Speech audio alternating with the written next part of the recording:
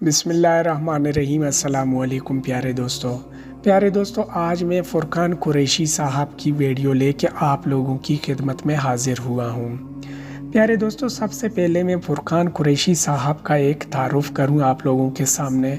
अक्सर व बेशतर social media के लोग फुरकान कुरैशी साहब से वाकिफ़ होंगे और इन्हें जानते भी होंगे कि फुरकान कुरैशी साहब हमारे मौजूदा दौर के, मैं अगर कहूँ कि इल्म की मोतियाँ चुन चुन के लाने वाले एक शख्स हैं तो मेरा ये बात गलत नहीं होगा। प्यारे दोस्तों, फुरकान कुरैशी साहब जो भी कंटेंट ले आते हैं, कुरान और हदीस की गहराइयों में गोता लगा के मोतियाँ चुन चुन के मेरे और आपके लिए ले आते हैं। फुरकान कुरैशी साहब एक इल्म के समंदर हैं। अल्लाह ताला ने इन्हें बहुत इल्म अता किए हैं। मैं आप लोगों को रेकमेंड करूंगा कि प्यारे भाईजान की वीडियोस देख लिया करें। फुरकान कुरैशी साहब की एक और कमाल और एक और सलाहियत में आप लोगों को बताता चलूं कि फुरकान कुरैशी साहब जो कंटेंट क्रिएट करके ले आते हैं अपने नाजरीन के लिए, वो सिर्फ सुनाते नहीं हैं, वो ये सलाहियत रखते हैं कि वो जो कंटेंट क्रिएट करके ले आते हैं तो मुझे और आपको अपनी हाथों से पकड़ के जो कुछ वो बता रहे होते हैं वो दिखा भी रहे होते हैं। उसकी बातों में, उसकी अंदाज़ गुफ्तगू में ये सलाहियत है कि वो जो कुछ बयान करते हैं, अंदाज़ गुफ्तगू ऐसा है कि आप इमेजिन करेंगे, आपको ये लगेगा कि ये सब कुछ मैं अपनी आंखों से देख भी रहा हूँ। अंदाज़ गुफ्तगू में भाईजान लचक होनी चाहिए। ये जो मेरे प्यारे भाई साहब हैं, ये बाकमाल शख्सियत हैं। मैं आप लोगों को बताता हूँ कि इनकी वीडियोस देख लिया करें। सिदरतुल मुंतहा के हवाले से प्यारे भाईजान ने एक सीज़न का आगाज़ किया है। उसकी ये जो सीज़न है, उसकी आज मैं पहली किस्त लेके आप लोगों की खिदमत में हाजिर हुआ हूँ। बहुत ही खूबसूरत और बहुत ही निराली सीज़न है। अभी तक इसके 3 किस्त आ गए हैं, मैंने तीनों देख लिए हैं। ये जो इल्म का समंदर है, मैं चाहता हूँ कि मैं अपने नाज़रीन को भी प्रोवाइड करूँ। तो प्यारे दोस्तों, आज मैं इसकी पहली किस्त लेके आप लोगों की खिदमत में हाजिर हुआ हूँ। अगर आप लोगों को ये जो पहला किस्त है पसंद आ गया तो इंशाअल्लाह मैं दूसरा किस्त, फिर तीसरा किस्त, जितने किस्तों तक भाईजान का ये सीज़न चलता है, मैं सारे इंशाअल्लाह अक़सात लेके आप लोगों की खिदमत में हाजिर हुआ करूँगा। तो बेहतरीन अंदाज़ में ये भाईजान बयान करते हैं, बेहतरीन अंदाज़ में ये वाक़ियात को सुनाते हैं। ये वहाँ से इल्म के मोती चुन चुन के लाते हैं ना, जहाँ से मैं और आप गुमान भी नहीं कर सकते हैं। प्यारे भाईजान, आप लोगों से गुजारिश है कि वीडियो को कम्प्लीटली वॉच करें ताकि आप लोगों को हर चीज़ का सही से और बारीकी से पता चल जाए। अगर आप लोगों को ये पहला किस्त पसंद आया तो ये मेरा वादा है, इंशाल्लाह मैं दूसरा किस्त भी लाऊंगा, फिर तीसरा किस्त भी ले आऊँगा।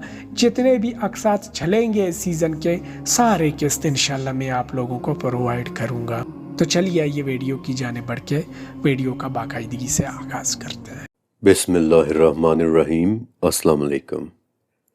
आज से बिल्कुल एक नए सीज़न का आगाज़ हो रहा है जिसका नाम है as above so below. As above so below का क्या मतलब है वो मैं आपको इस सीरीज़ की तारुफी वीडियो में बता चुका हूँ, और ये भी बता चुका हूँ कि इस सीरीज़ के अंदर हम कायनात के कुछ राज़ों को अपनी आंखों के सामने खुलता हुआ देखने वाले हैं। और उन्हीं राज़ों में से पहला राज है सिदरतुल मुंतहा का वो अज़ीमुश्शान दरख्त कि जो छठे आसमान के ऊपर मौजूद है, और उसके हवाले से एक बहुत बड़ी पहेली कि उसकी जड़ों से निकलने वाला पानी एक दरिया बनकर नीचे हमारी ज़मीन तक कैसे आ रहा है। तो इंशाअल्लाह शुरू करते हैं हम आज से इस सीरीज़ की पहली किस्त कि जो दरअसल एक बहुत ही ज़बरदस्त और एक इंतहाई पावरफुल हदीस से शुरू होगी। लेकिन इससे पहले कि मैं आपके सामने वो हदीस रखूं, सबसे पहले हम इस सीरीज़ में इस्तेमाल होने वाली कुछ बेसिक टर्म्स टैग कर लेते हैं, क्योंकि आगे चलकर ये टर्म्स हमारे बहुत काम आएंगी। सबसे पहले एक सादा सा लेकिन इंतहाई अहम सवाल कि दरिया होता क्या है और ये इतना अहम क्यों है। जब से इंसान इस दुनिया में आया है, 3 बेसिक ज़रूरतें शुरू से ही इसके साथ रही हैं, اور وہ تین چیزیں ہیں: خوراک یعنی کھانا پینا، پھر لباس یعنی پہننا اوڑھنا، اور پھر رہنے کی جگہ یعنی انسان کی ہیبیٹیٹ۔ لیکن ان تین میں سے تیسری چیز باقی دو کی نسبت بہت زیادہ اہم ہوتی ہے، اور وہ ہوتی ہے رہنے کی جگہ یعنی ہیبیٹیٹ۔ ذرا سوچیں کہ اگر انسان غلط ہیبیٹیٹ چوز کر لے، اگر وہ غلط جگہ پر رہنا شروع کر دے، مثلا صحراؤں میں، تو وہاں باقی دو چیزیں یعنی خوراک اور لباس بھی نہیں ملے گا، کیونکہ نہ تو صحرا میں کچھ اگتا ہے اور نہ ہی وہاں زیادہ شکار پایا جاتا ہے کہ جس کو مار کر اس کی کھال استعمال ہو سکے۔ بائی دا ویز، آج تو جانوروں کی کھالوں سے ہم صرف اپنی لگژری پروڈکٹس ہی بناتے ہیں، لیکن کسی زمانے میں اینیمل ہائیڈز یعنی جانوروں کی کھالیں زندہ رہنے کے لیے بہت زیادہ ضروری ہوتی تھیں۔ لوگ ان سے لباس بنایا کرتے تھے، گھر بنایا کرتے تھے، یہاں تک کہ قرآن پاک کی سورہ نحل میں بھی اس کے استعمال کے حوالے سے ایک آیت آئی ہے کہ وہ اللہ ہی ہے جس نے تمہارے لیے جانوروں کی کھالوں کے گھر بنا دیے۔ پھر اسی طرح اگر انسان پہاڑوں کی چوٹیوں پر جا کر رہنا شروع کر دے تو وہاں پر بھی خوراک اور لباس دونوں ہی بہت ریئر ہیں، نایاب ہیں، کیونکہ برفیلے پہاڑوں میں بھی نہ تو زیادہ کچھ اگتا ہے اور نہ ہی وہاں شکار کرنے کو ملتا ہے، اور اگر مل بھی جائے تو اسے پکڑ لینا اتنا آسان نہیں ہوتا۔ اور یہ وہ وجوہات تھیں کہ انسان کو رہنے کے لیے ایک خاص جگہ بہت زیادہ پسند آنے لگی، اور وہ تھی تازہ پانی اور دریاؤں کے قریب قریب کا علاقہ، کیونکہ وہیں چیزیں اگتی بھی ہیں اور شکار بھی بہت آسانی سے مل جاتا ہے۔ اس لیے اگر آپ تاریخ کی بڑی بڑی سیولائزیشنز اٹھا کر دیکھیں تو وہ آپ کو دریاؤں کے کنارے کنارے آباد ہوتی دکھائی دیں گی۔ مثلا چائنا کا یلو ریور، جہاں آج سے 10,500 سال پہلے بھی لوگ رہا کرتے تھے، اور میں کسی وحشی جنگلی قبیلے کی بات نہیں کر رہا بلکہ ایک سیولائزڈ سوسائٹی کی بات کر رہا ہوں، ایک معاشرے کی صورت میں رہنے والے لوگ۔ ایسا ہمیں اس لیے پتہ چلتا ہے کیونکہ یلو ریور کے کنارے 10,000 سال پرانی ایک چکی کے آثار بھی مل چکے ہیں۔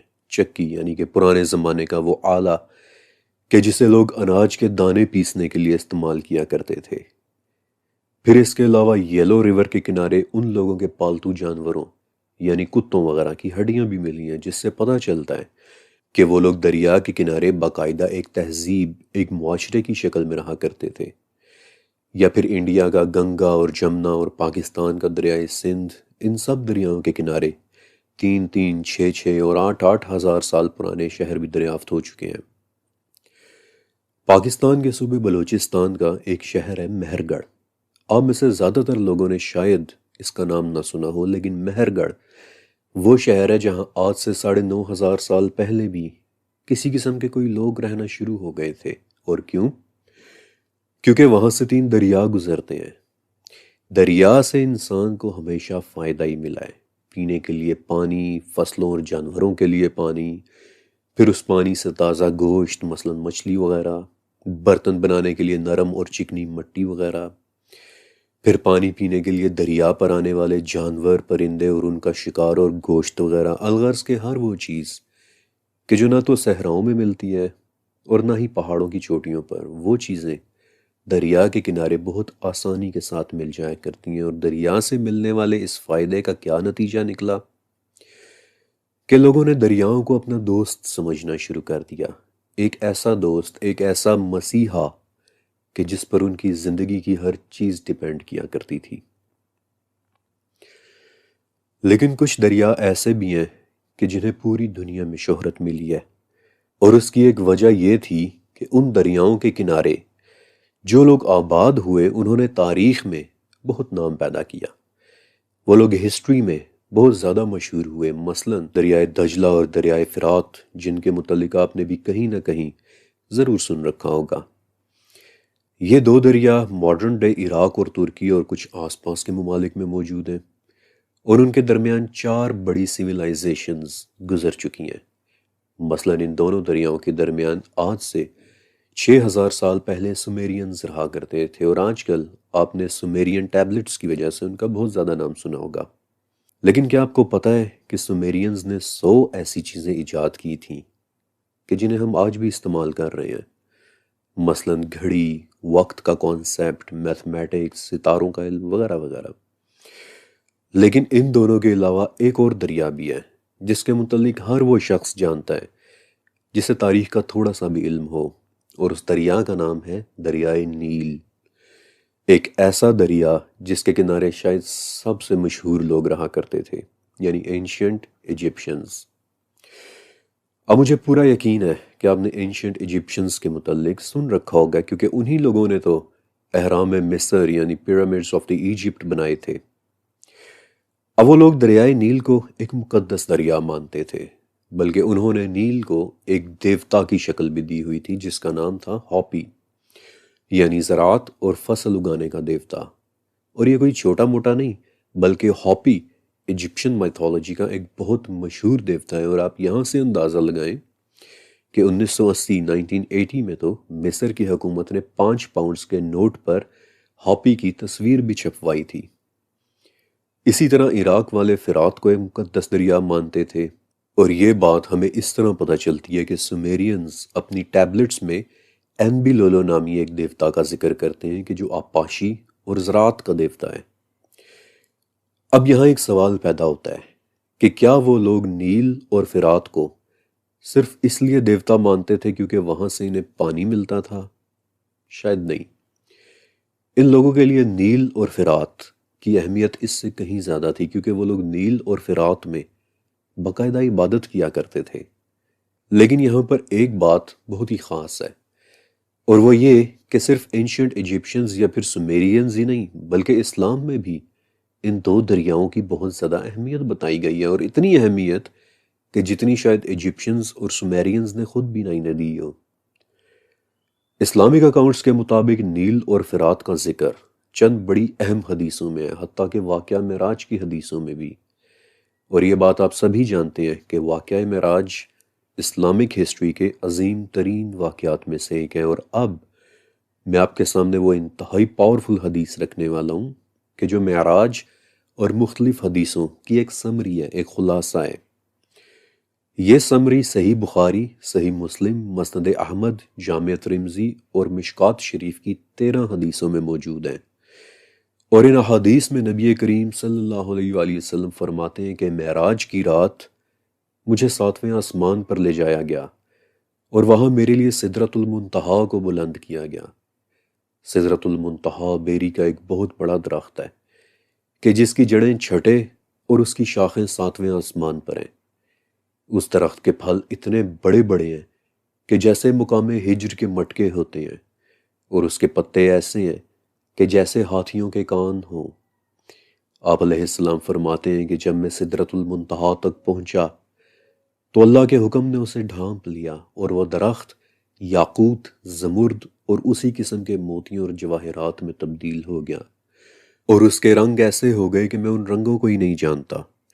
دنیا کی کوئی مخلوق اس درخت کے رنگوں کی خوبصورتی کو بیان ہی نہیں کر سکتی، اور اس کے گرد سونے سے بنے ہوئے پروانے اور پتنگے منڈلا رہے تھے۔ اور میں نے دیکھا کہ سدرۃ المنتہا کی جڑ سے 4 دریا نکل رہے ہیں، جن کے نام تھے سیحان، جیحان، نیل اور فرات۔ ان میں سے 2 دریا تو مخفی تھے، یعنی کہ نگاہوں سے پوشیدہ، جبکہ 2 دریا نگاہ کو دکھائی دے رہے تھے۔ جب میں نے فرشتے جبرائیل سے ان دریاؤں کے متعلق پوچھا تو انہوں نے مجھے بتایا کہ سیحان اور جیحان یہ دونوں مخفی دریا ہیں اور جا کر جنت میں نکلتے ہیں، جبکہ نیل اور فرات آپ کی اس دنیا میں جا رہے ہیں۔ سدرۃ المنتہا کا درخت ہر مخلوق کے علم کی انتہا ہے۔ یہ بلندی کی وہ آخری حد ہے کہ جس سے آگے کچھ بھی نہیں جا سکتا۔ نیچے سے جو جاتا ہے وہ وہاں سے لے لیا جاتا ہے، اور اوپر سے جو آتا ہے وہ وہیں سے نیچے بھیجا جاتا ہے۔ اور یہ وہ جگہ تھی کہ جہاں میں نے فرشتے جبرائیل کو اس کی اصل شکل میں دیکھا، اس طرح کہ اس کے 600 پر تھے، اور ہر ایک پر مشرق سے لے کر مغرب تک پھیلا ہوا تھا۔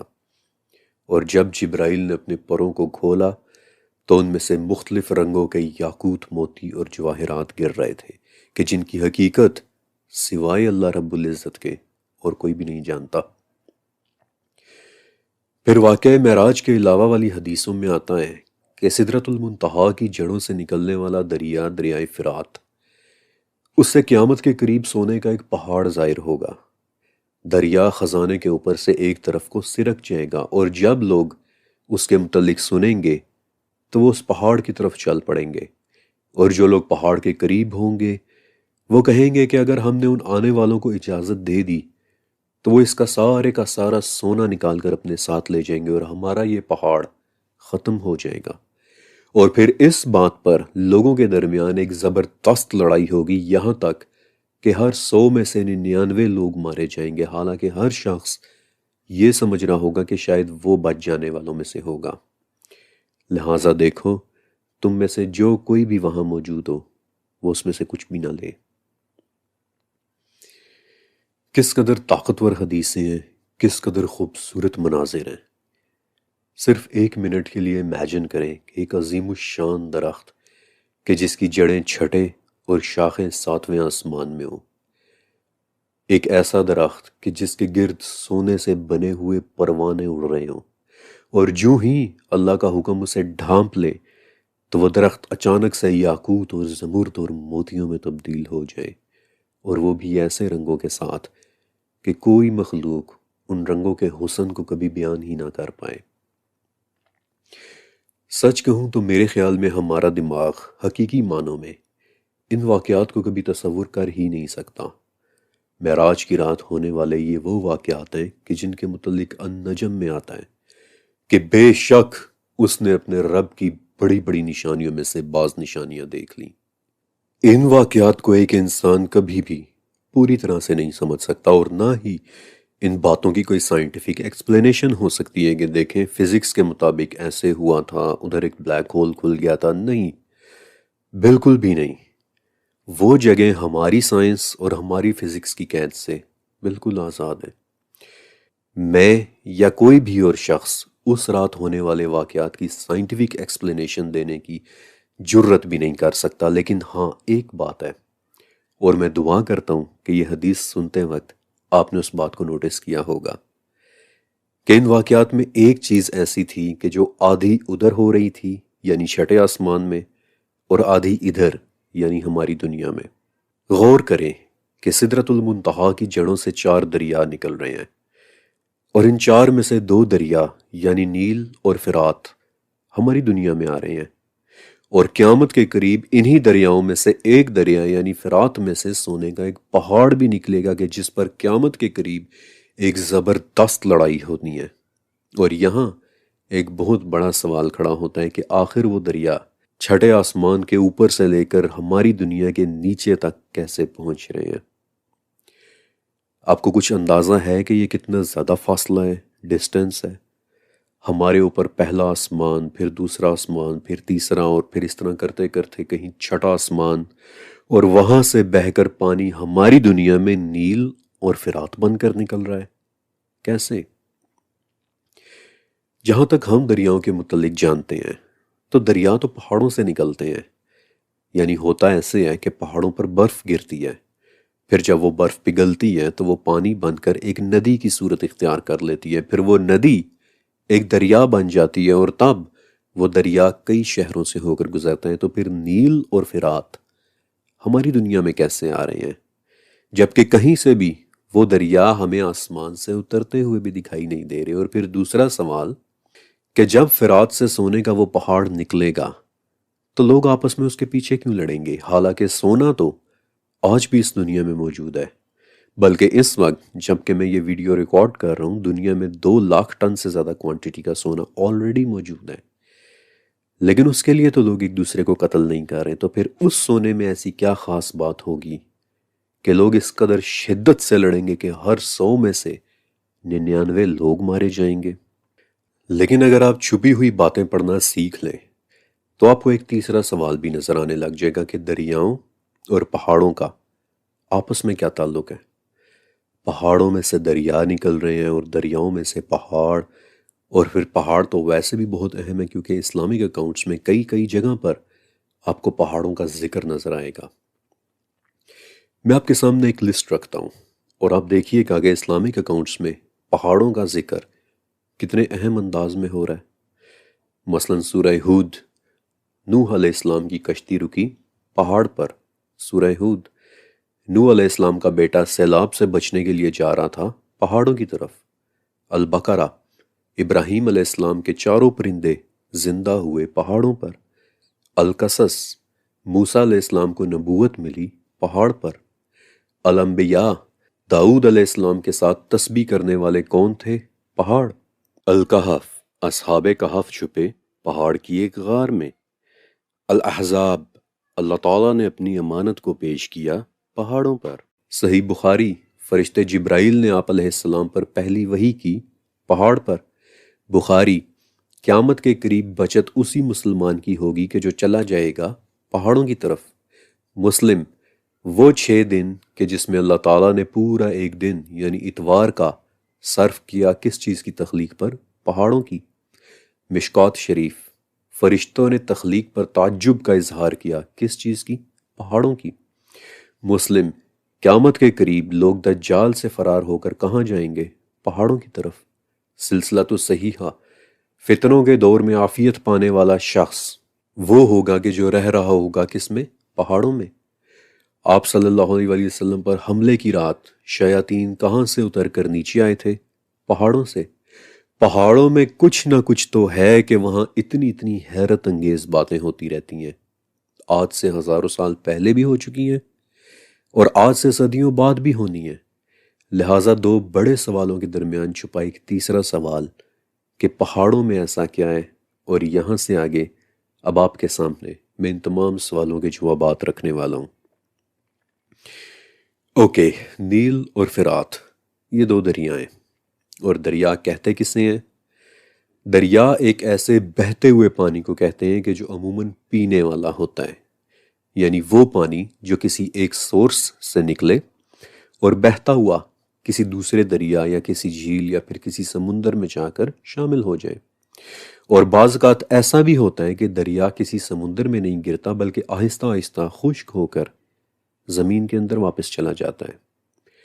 بڑے بڑے شہر عموماً دریاؤں کے کنارے ہی آباد ہوتے ہیں، بلکہ آج بھی دنیا کے کئی بڑے شہر آپ کو اکثر بڑے دریاؤں کے کنارے کنارے ہی نظر آئیں گے۔ مثلا انڈیا میں گنگا اور جمنا کے کنارے انڈیا کے 42 بڑے شہر آباد ہیں، مثلا آگرہ، کانپور، وارانسی، ایودھیا، احمد آباد، فتح گڑھ اور گورکھپور وغیرہ۔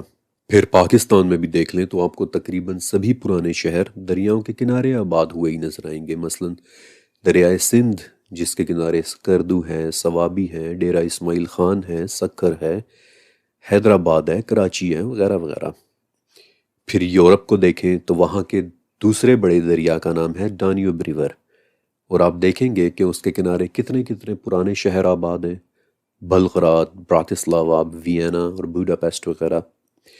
بلکہ لندن کو بھی جب رومنز نے آباد کیا تو اسے ٹیمز دریا کے کنارے ہی آباد کیا تھا۔ الغرض کہنے کا مطلب یہ ہے کہ آپ جتنے بھی پرانے شہر دیکھیں گے نارملی وہ سب دریاؤں کے کنارے آباد ہوئے ہیں، اور اس کی وجہ یہ تھی کہ ایک تو پانی آسانی سے مل جاتا تھا، پھر خوراک آسانی سے مل جاتی تھی، پھر کشتیوں کے ذریعے تجارت آسانی سے ہو جاتی تھی، یہاں تک کہ بعض اوقات تو دریا ہی کسی ملک یا کسی شہر کی باؤنڈری سمجھا جاتا تھا۔ اب دریا چاہے ہزاروں کلومیٹر لمبائی کیوں نہ ہو، وہ کہیں نہ کہیں سے تو نکلتا ہی ہے، یعنی دریا کا منبع، دریا کا سورس۔ ٹیکنیکل زبان میں دریا کے اس سورس کو واٹر ہیڈ کہتے ہیں، اور واٹر ہیڈ کئی طرح کے ہو سکتے ہیں۔ مثلا کبھی کبھی 2 دریا مل کر ایک بڑا دریا بنا لیتے ہیں، یا پھر بعض اوقات ایسا ہوتا ہے کہ بارشوں کا پانی اکٹھا ہو کر ایک جھیل بنا لیتا ہے جس میں سے کوئی دریا بہنا شروع ہو جائے۔ لیکن زیادہ تر دریاؤں کا واٹر ہیڈ پہاڑوں پر گرنے والی برف ہوتی ہے کہ جو پگھل کر ایک دریا بن جاتی ہے۔ لیکن حدیث میں آتا ہے کہ نیل اور فرات کا سورس ان میں سے کوئی بھی نہیں ہے، بلکہ چھٹے آسمان پر لگا ایک درخت سدرۃ المنتہا ہے، اور یہاں سے آپ چلنے والے ہیں میرے ساتھ ایک سفر پر کہ جہاں ہم دریاؤں کو ٹریک کریں گے اور دیکھیں گے کہ کیا واقعی نیل اور فرات کا سورس ڈھونڈتے ڈھونڈتے ہم سدرۃ المنتہا کی جڑوں تک پہنچ سکیں گے۔ لہٰذا آئیں شروع کرتے ہیں ہم اپنا ایک بہت ہی دلچسپ سفر۔ ان دونوں دریاؤں میں سے نیل افریقہ کا سب سے لمبا دریا ہے۔ 6500 کلومیٹر تک بہنے والا یہ دریا 11 ملکوں کے درمیان سے ہو کر گزرتا ہے۔ کئی ہزار سال سے بہتا ایک دریا جس کے کنارے اینشنٹ ایجپشنز رہا کرتے تھے اور جس کے ذریعے مصر کے فرعون دور دراز کے علاقوں سے کشتیوں کے ذریعے مختلف ریسورسز اکٹھے کیا کرتے تھے، مثلا سوڈان کی کانوں سے نکلنے والا سونا یا پھر دور دراز کے علاقوں کی اگی ہوئی فصلیں، پھل اور اناج وغیرہ، یہ سب کشتیوں میں بہہ کر نیل کے ذریعے فرعون کے محل والے شہر میمفس تک آیا کرتا تھا۔ آپ کو یہ جان کر شاید حیرت بھی ہو کہ تقریباً پورے مصر کی آبادی صرف اور صرف نیل کے کنارے کنارے رہتی ہے، اور مصر کے تقریباً تمام تر کھیتی باڑی کا انحصار دریائے نیل پر ہی ہوتا ہے۔ اور یہ باتیں دیکھ کر سمجھ میں آ جاتا ہے کہ کیوں اینشنٹ ایجپشنز نے دریائے نیل کو ایک دیوتا ماننا شروع کر دیا تھا۔ لیکن ہمارا مقصد نیل کے سورس تک پہنچنا ہے، اور یہ جاننے کے لیے میں آپ کے ساتھ ساتھ نیل کو ریورس ٹریک کروں گا تاکہ ہمیں پتہ چل جائے کہ وہ نکل کہاں سے رہا ہے۔ اپنا یہ سفر ہم ایک بہت ہی سادہ سے انداز میں شروع کریں گے۔ ہم نیل کے کنارے چلتے چلتے اس کے سورس کی طرف جائیں گے، اور اگر ہم اپنے سفر میں کامیاب رہے تو اصولاً ہمیں سدرۃ المنتہا کی جڑوں سے نکلنا چاہیے۔ لیکن یہ مت سوچیے گا کہ ہم سے پہلے کبھی کسی نے نیل کا سورس ڈھونڈنے کی کوشش نہیں کی۔ کئی مرتبہ ہم سے پہلے بھی نیل کا سورس ڈھونڈنے کی کوشش ہو چکی ہے۔ مثلاً 1902 میں ایک امریکن ایکسپلورر اور اس کے ایک نارویجین دوست نے پہلی سنجیدہ کوشش کی تھی۔ انہوں نے کیا کیا کہ وہ لوگ نیل کے آخری ملک یعنی مصر سے کشتیوں میں بیٹھے اور اپ سٹریم کی طرف سفر شروع کیا، یعنی کہ اس سمت کی طرف کہ جہاں سے دریا آ رہا تھا۔ وہ لوگ کشتیوں میں بیٹھے اور انہیں چلانا شروع کیا، لیکن راستے میں ایک شخص کی کشتی کو دریا نے ہی توڑ دیا اور دوسرے کا راستہ ریپڈز نے روک لیا، یعنی دریا کی وہ جگہ کہ جہاں پانی اچانک سے بہت زیادہ تیز ہو جاتا ہے۔ اس کے بعد دوسری کوشش 1905 میں ہوئی، اور اس مرتبہ ان لوگوں نے ایک مختلف میتھڈالوجی اختیار کرنے کا سوچا۔ انہوں نے یہ کیا کہ بجائے کشتیوں میں بیٹھ کر اپ سٹریم سفر کرنے کے، وہ لوگ دریا کے کنارے اس کے ساتھ ساتھ چلنا شروع ہوئے۔ لیکن پریکٹیکلی یہ طریقہ اتنا آسان نہیں تھا، کیونکہ اس طرح زمین میں بنے ہوئے راستے پر کئی طرح کی مشکلات پیش آ رہی تھیں۔ راستے میں بعض اوقات جنگلی جانور بھی اٹیک کر دیتے تھے، مثلاً ہپوپوٹامس یا پھر نیل کے مگرمچھ یا پھر افریقن لائن وغیرہ، یا پھر بعض اوقات راستے میں زمین بہت زیادہ خراب ہو جاتی تھی، اتنی خراب کہ اس پر سفر کرنا ہی بہت مشکل ہو جاتا تھا۔ راستے میں دلدلیں بھی آ جاتی تھیں وغیرہ وغیرہ۔ بہرحال کسی طرح سے ان لوگوں نے ایتھیوپیا تک کا تو سفر کر لیا، لیکن وہاں پہنچ کر وہ لوگ اپنی ڈائریز اور جرنلز میں حیرانی کے ساتھ لکھتے ہیں کہ یقین نہیں آ رہا کہ ہم دنیا کے مشہور ترین دریا کے سورس تک نہیں پہنچ پا رہے، وہ دریا کہ جسے لوگ ہزاروں سال سے جانتے ہیں۔ اور پھر انہوں نے نیل پر ایک کتاب بھی لکھی تھی کہ جس پر بعد میں ایک ڈاکیومنٹری بھی بنی تھی، دی مسٹریز آف دی نائل۔ لیکن آج ہمارے پاس ایک بہت ہی خاص ٹیکنالوجی ہے، ایسی ٹیکنالوجی کہ جو ان لوگوں کے پاس نہیں تھی، اور آج اس سفر میں وہ ٹیکنالوجی ہمارے بہت زیادہ کام آنے والی ہے، سیٹلائٹ ٹیکنالوجی۔ سیٹلائٹس کا استعمال کرتے ہوئے اب ہم نیل کو آسمان سے دیکھ سکتے ہیں، اسے ریورس ٹریک کر سکتے ہیں۔ زمین والے راستے پر آنے والی کوئی رکاوٹ اب ہمیں ڈسٹرب نہیں کرے گی، اور نہ ہی کوئی مگرمچھ ہم پر حملہ کرے گا۔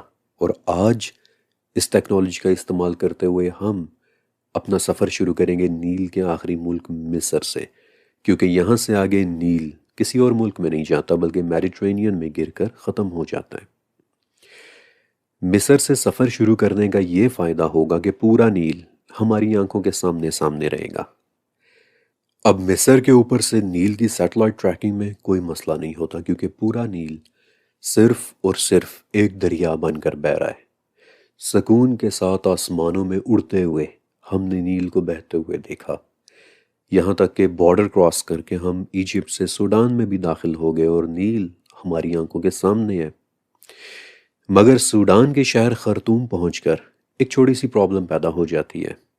آپ دیکھیں گے کہ خرطوم کے ایک جزیرہ توتی آئی لینڈ پر دریائے نیل سپلٹ ہو کر دو دریاؤں میں تقسیم ہو جاتا ہے، یا پھر یوں کہہ لیں کہ یہاں دو دریا مل کر آگے جانے والا ایک نیل بنا رہے ہیں۔ نیل کے دو سورسز بن جاتے ہیں، یعنی دو دریا مل کر نیل میں اپنا پانی ڈال رہے ہیں۔ اب ان میں سے ایک دریا تو بلیو نائل کہلاتا ہے جبکہ دوسرے دریا کا نام وائٹ نائل ہے۔ اب سیٹلائٹ امیجری کے ذریعے آپ دیکھ سکتے ہیں کہ بلیو نائل تو نیل کو بہت تھوڑا سا پانی دیتا ہے جبکہ نیل کا اصل پانی آ رہا ہے وائٹ نائل سے۔ لیکن پھر بھی اس لیول کی ریسرچ یہ ڈیمانڈ کرتی ہے کہ ہم کسی بھی چھوٹی سے چھوٹی ڈیٹیل کو بھی نظر انداز نہ کریں، اس لیے میں نے بلیو نائل کے سورس کو بھی ڈھونڈا تاکہ پتہ چل سکے کہ وہ کہاں سے آ رہا ہے، تاکہ بے شک تھوڑا سا ہی صحیح لیکن آخر بلیو نائل بھی تو نیل کا ایک سورس ہے۔ اور مجھے پتہ چلا کہ بلیو نائل دراصل ایتھیوپیا کی ایک جھیل لیک تانا سے نکل رہا ہے، لیکن نیل کا اصل پانی آتا ہے وائٹ نائل سے۔ لہٰذا بلیو نائل کے بعد میں نے وائٹ نائل کو ٹریس کرنا شروع کیا اور بالآخر اس بات کا احساس ہوا کہ آج تک آخر نیل کا سورس ڈھونڈنا اتنا مشکل کیوں رہا ہے۔ دیکھیں جو میپ اس وقت ویڈیو میں آپ دیکھ رہے ہیں اسے میں نے بڑی محنت سے مارک کیا ہے۔ حالانکہ اپنی ریسرچ کے دوران جب میں اکیلا اسے اسٹڈی کر رہا تھا تو اس وقت میں نیل کے ایک ایک موڑ کو ٹریک کر رہا تھا کہ کہیں کوئی چیز مس نہ ہو جائے، کہ کہیں کوئی چیز آنکھوں سے نہ رہ جائے۔ بعض اوقات کہیں دریا اچانک مڑ جاتا، بعض اوقات راستہ بدل لیتا، بعض اوقات وہ کسی چھوٹی سی جھیل میں غائب ہو جاتا اور پھر دوبارہ سے واپس نکل آتا۔ لیکن آخر کار مجھے ایک لیڈ ایسی ملی کہ جو بہت ہی دلچسپ تھی، اور وہ یہ کہ آپ دیکھیں گے کہ ویسے تو وائٹ نائل بہت بہت پیچھے کانگو کی ایک لیک ایلبرٹ تک جاتا ہے، لیکن لیک ایلبرٹ سے لے کر خرطوم میں بلیو نائل سے ملنے تک درمیان میں ایک چیز بہت ہی زبردست ہوتی ہے، اور وہ یہ کہ سوڈان کے خاص علاقے میں پہنچ کر ایک جگہ دریائے نیل ایکچولی گم ہو جاتا ہے۔ اور اب میں آپ کو ایک بہت ہی دلچسپ اور حیران کر کے رکھ دینے والی بات بتانے والا ہوں۔ یہ خاص علاقہ سوڈان کی وہ دلدلیں ہیں کہ جنہیں انگلش میں مارشز کہتے ہیں اور عربی میں سد، اور یہ ایگزیکٹلی وہی لفظ سد ہے کہ جو ذوالقرنین والے واقعے میں الکہف کی 93 نمبر آیت میں بھی آیا ہے کہ حتی اذا بلغ بین السدین، یعنی کہ وہ دو رکاوٹوں کے درمیان پہنچا۔ اور آپ کو یاد ہوگا کہ ذوالقرنین اور یاجوج ماجوج والی سیریز میں ایک مرتبہ میں نے اس لفظ کو ایکسپلین بھی کیا تھا۔ سد عربی زبان میں کسی رکاوٹ کو کہتے ہیں، اور ان دلدلوں کا نام بھی سد یقیناً کسی نے بہت ہی سوچ سمجھ کر رکھا ہوگا، کیونکہ اس سد کو تاریخ میں کبھی بھی کوئی بھی کراس نہیں کر پایا۔ یہ دلدلیں ایک بہت بڑی رکاوٹ ہیں، آپ ان میں چل نہیں سکتے، چیزیں ان میں دھس جاتی ہیں، گم ہو جاتی ہیں، گر جاتی ہیں۔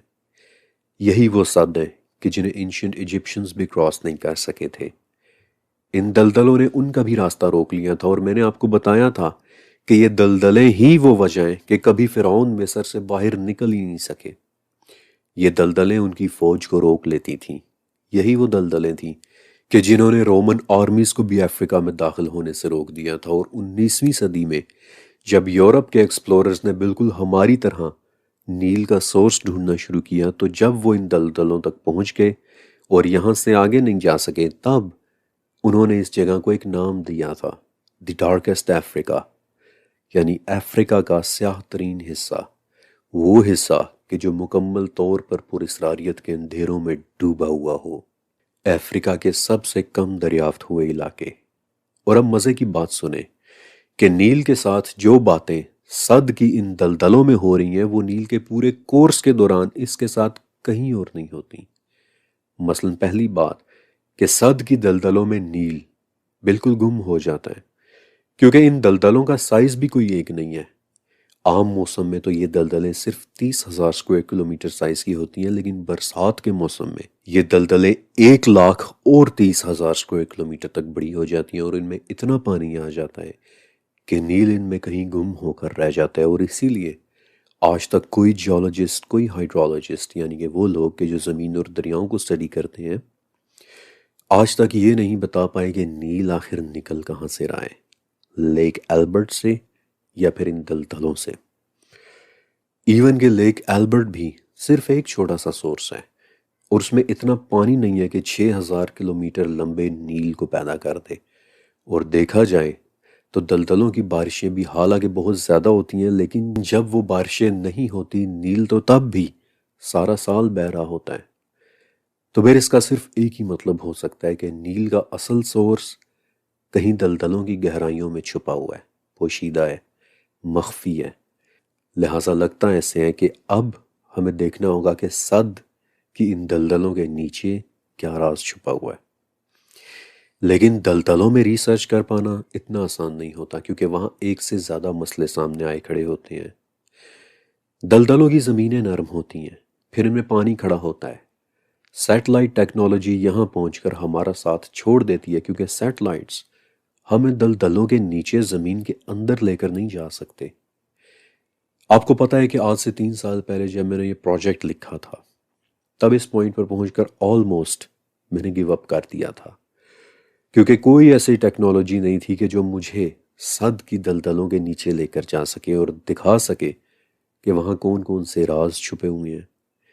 لیکن انہی دنوں کہ جب میں سد کی دلدلوں پر ریسرچ کر رہا تھا، تو میں نے قدیم افریقن لٹریچرز کو بھی پڑھا کہ شاید ان میں سے مجھے کوئی لیڈ مل جائے، اور واقعی مجھے ایک چھوٹی سی لیکن بہت دلچسپ بات پتہ چلی کہ ان کے قریب رہنے والے افریقن قبائل نے سد کی دلدلوں کے لیے ایک نام اور بھی رکھا ہوا تھا، جور۔ اور کیا آپ اس لفظ کا مطلب جانتے ہیں؟ جور کا مطلب ہوتا ہے ایلین واٹر، وہ پانی کہ جو اس دنیا کا نہ ہو، وہ پانی کہ جو کہیں اور ہی سے آ رہا ہو۔ ایگزیکٹلی ویسے ہی جیسے حدیث میں آتا ہے کہ نیل کا پانی سدرۃ المنتہا سے آ رہا ہے۔ افریقن قبائل کے وہ لوگ کسی نہ کسی راز سے تو ضرور واقف تھے، کیونکہ نیل کا سورس واقعی اس دنیا کا نہیں ہے۔ اور تب مجھے ایک موٹیویشن ملی، اور میں نے یہ فیصلہ کیا کہ اب میں نیل کا سورس ڈھونڈ کر ہی رہوں گا، اور مجھے لگتا ہے کہ بالآخر میں اس راز تک پہنچ ہی گیا ہوں، اور وہ سب میں انشاءاللہ آپ کے ساتھ شیئر کروں گا ایز ابو سو بلو کی اگلی قسط میں۔ اللہ حافظ۔ تو میرے پیارے دوستو، یہ تھے فرقان قریشی صاحب۔ آپ لوگوں نے دیکھ لیا ویڈیو کو کہ کس طرح میرے پیارے بھائی جان، میرے پیارے محترم، کہ کس طرح علم کی سمندروں میں غوطہ لگا کے موتیاں چن چن کے میرے لیے اور آپ کے لیے لے آتے ہیں۔ پیارے دوستو، آپ لوگوں نے امیجن بھی کیا کہ بھائی جان کا انداز گفتگو ایسا ہے کہ یہ مجھے اور آپ کو اپنے ساتھ کھینچ کے یہ سب کچھ دکھا بھی دیتا ہے۔